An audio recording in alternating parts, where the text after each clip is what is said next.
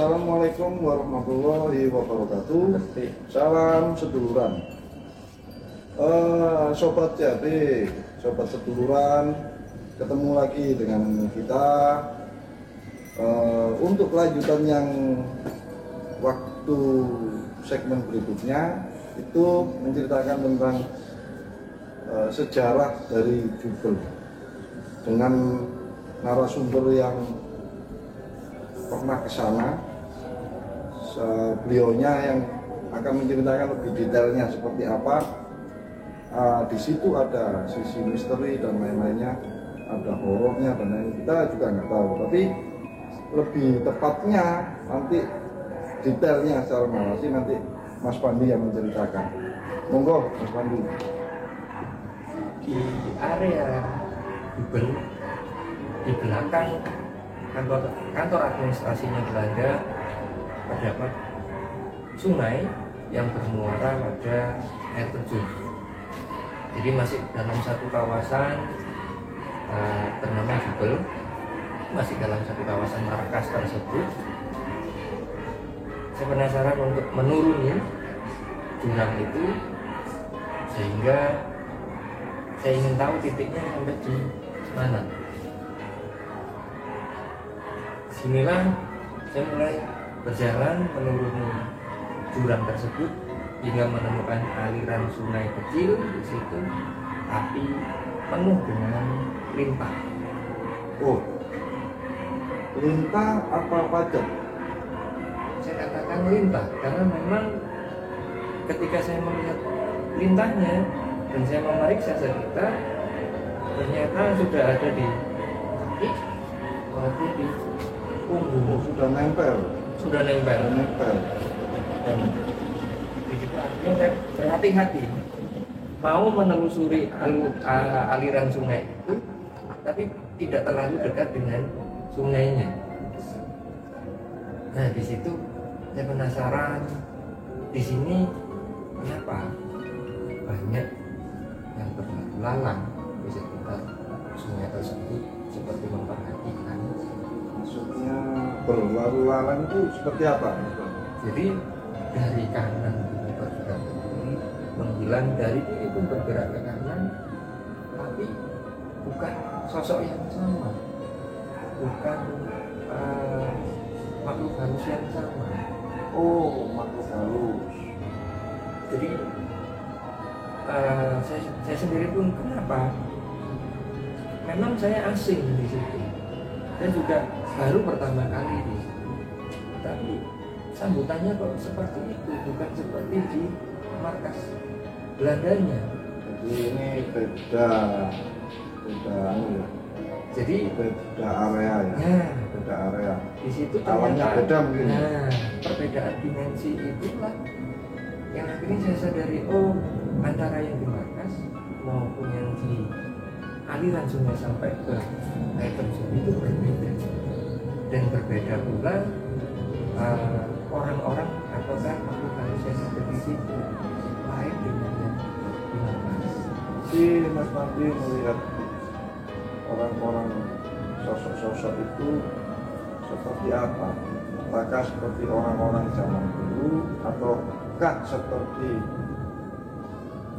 ya zaman penjajahan Belanda waktu itu, atau seperti apa? Saya melihat di situ awal setelusuri dulu sungai itu sampai menemukan batu besar di samping sebelah kanan. Saya berdiri, akhirnya duduk di situ sambil mengamati sekitar. Ternyata di situ jika malam atau selepas maghrib, ternyata di situ perkampungan, sebuah perkampungan Suatu desa ya? seperti desa, seperti perkampungan atau yang kurang lebihnya seperti pasar di situ. Tapi memang ada rumah, ada juga orang yang berjualan. Rumah zaman dulu atau rumah secara penglihatan Mas Pandi? Rumahnya memang seperti orang-orang zaman dahulu, yang kurang lebihnya jendelanya seperti jendela-jendela Belanda yang besar-besar. Tapi di situ juga ada rumah yang memang rumah biasa, seperti rumah yang di desa orang mengatakan rumah gede. Ada kanan kiri itu seperti itu.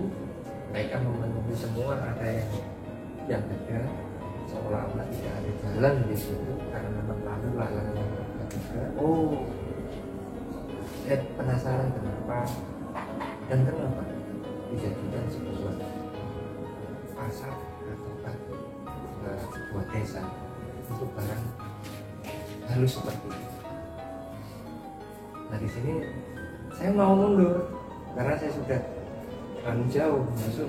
Anggap saya ingin mengetahui lebih dalam, tapi ada keraguan. Penasaran, keraguan itu bercampur dari satu. Kenapa keraguan? Takut saya masuk tapi tidak bisa keluar seperti yang dikatakan oleh penduduk sekitar. Banyak orang mengatakan seperti itu. Kalau saya tidak masuk, saya sudah terlalu dalam, saya sudah sangat jauh untuk jalan di batu besar itu untuk mengetahui sisi mistisnya, bahkan sejarah dulu. Akhirnya saya kuatkan untuk jalan sambil di situ. Saya juga pakai istighfar untuk benteng pertama kali.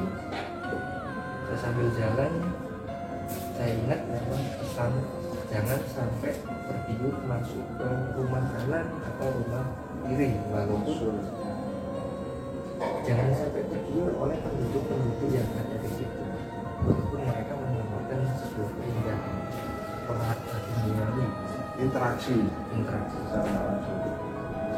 Jadi saya sebenarnya kalau saya sendiri pun ingin tahu siapa sih kamu ini, dari bangsa yang mana, ya, jin yang mana.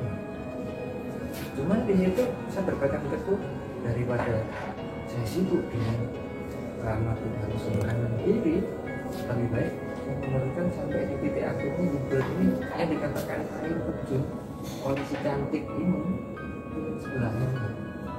Ini saya tetap jalan menghadap ke bawah, tidak pernah menghadap ke depan tanpa menolak kanan kiri.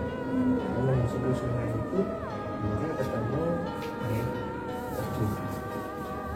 Air terjun itu namanya apa? Air terjun itu diberi, maksudnya yang dikenal oleh masyarakat sekitar dan kalayak itu. Air terjunnya itu sebenarnya tetap namanya air terjun Jebel, karena memang masih satu kawasan markas Belanda yang bernama Jebel. Nah di sini saya kaget, semakin mendekati air terjun, kenapa pasar ataukah perkampungan barang halus ini dalam tanda kutip sepinya itu tidak ada yang berlalu seperti daerah yang dikhususkan. Itu yang maksudnya yang sepi itu yang setelah melewati desa-desa itu. Setelah melewati desa itu mendekati air terjun semakin naik. Nah disitulah pada saat saya naik, kenapa sepi? Saya lihat kanan kiri, apa? Di mana mereka? Hanya di belakang saya, kenapa ya? Tidak di area sini. Kenapa dengan area ini? Ya ada batasan gitu. Nah, seperti ada pembeda. Wilayah teritorial. Nah, teritorialnya ini kenapa kok sampai hanya sebatas itu? Kenapa enggak seluruhnya sampai di air terjun? Nah, di situ saya mengulik air terjun ini ternyata ada berbeda penghulu dari markas. Sesosok kera setinggi ini, putih, kar, dan dia memang saya anggap muslim karena pertama kali dan baru ini saya disalamin oleh sesosok jin dengan perwujudan kera putih mulus dengan kata-kata assalamualaikum. Padahal yang saya tahu mereka pasti mengatakan assalamualaikum. Kenapa assalamualaikum langsung tertuju pada satu orang, bukan jamak? Siapa Rai? Mas, Sosok Rai itu beliau hanya berpanutan, oh tolong tunggulah saya di sini, saya ingin beribadah kepadamu. Dan disitulah saya benar-benar kaget setengah mati. Baru kali ini ada jin yang memang benar-benar di depan mata saya. Yang saya herankan, sholatnya ini pun ada batu ceper di bawahnya air terjun itu yang dijadikan sajadah oleh kera tersebut. Yang jadi anehnya di sini, kenapa selama kera ini sholat, air terjun ini tidak jatuh, seperti ada yang menahan atau menahan air terjun. Saya tunggu sambil saya melihat sekitar. Akhirnya dia selesai sholat, beliau mempersilahkan dan beliau mengatakan bahwasanya air terjun ini adalah air terjun buatan yang sengaja dibuat oleh Belanda untuk mengaburkan markas yang ada di Dubai. Saya penasaran, saya lihat di sisi kanan kirinya ternyata memang bukan benar-benar petugas, tapi di situ orang yang sudah lama dan tergerus oleh air maka membatu terbentuk seperti memang batu padas. Nah, disinilah catatannya di situ apa yang ada di balik air terjun tersebut. Si kera hanya mengatakan sudah disampaikan oleh kita yang di atas itu. yang di atas, yang di markas, bahwasanya pintu depan sana, pintu belakang sana, dan dulunya bukan sebuah air terjun dan bukan sebuah sungai, melainkan di situ adalah tempat untuk menyimpan segala sesuatunya, mulai dari bahan peledaknya hingga sampai pada menyimpan tahanan yang ditahan Belanda. Oh. Jadi tahanan-tahanan yang lama jadi sudah meninggal di situ. Nah, tahanan ini yang saya lihat atau yang saya tanyakan, bahwasanya si kera ini mengatakan tahanan itu banyak yang meninggal di area antara air terjun sampai pada sungai akhir di depannya markas. Semua banyak yang meninggal di sana. Sebagian kecil dimasukkan ke dalam di balik air terjun, karena di balik air terjun memang pintunya adalah pintu karung. Tapi nggak perlu yang jelas itu pintu atau memang fata morgana aja.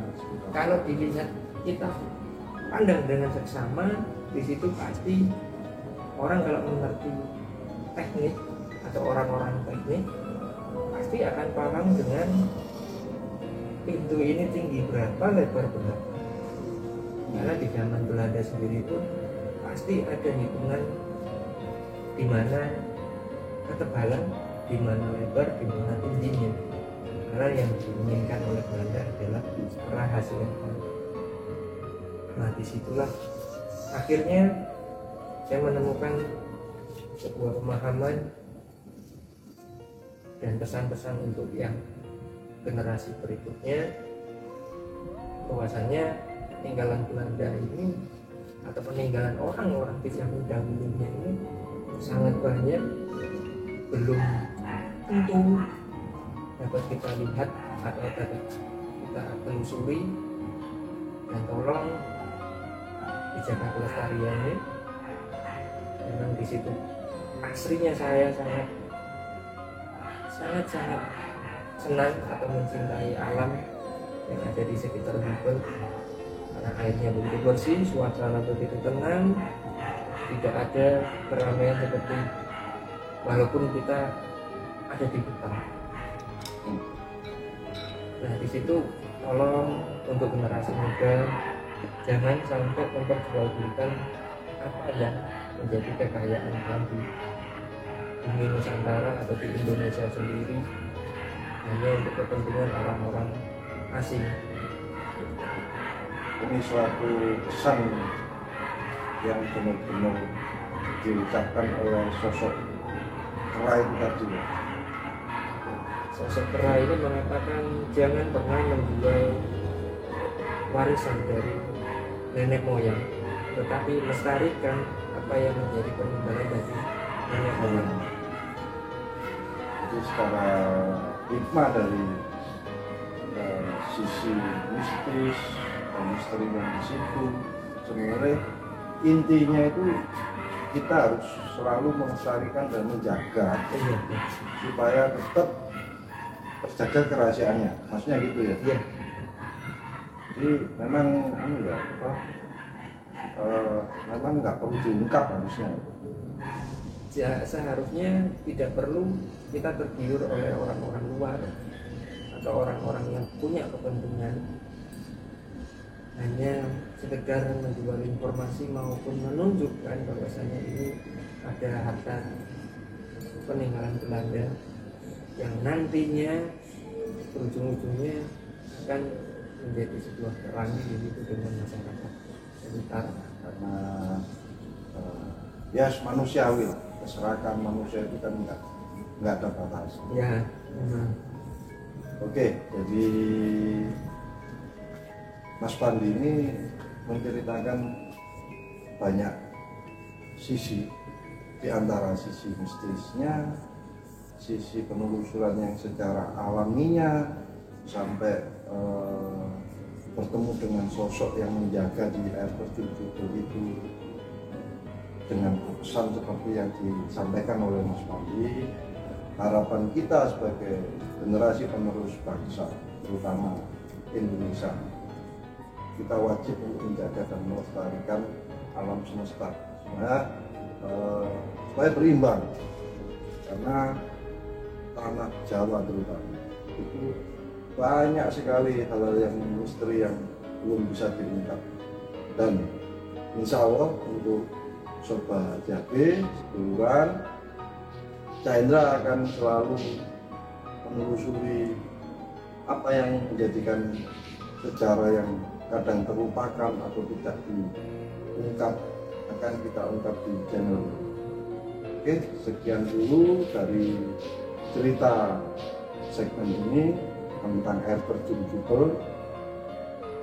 Bila pun ada kata-kata atau cerita yang sama dan mungkin tidak berkenan di khalayak, mohon maaf yang besar-besarnya. Saya akhiri. Assalamualaikum warahmatullahi wabarakatuh. Salam seduluran.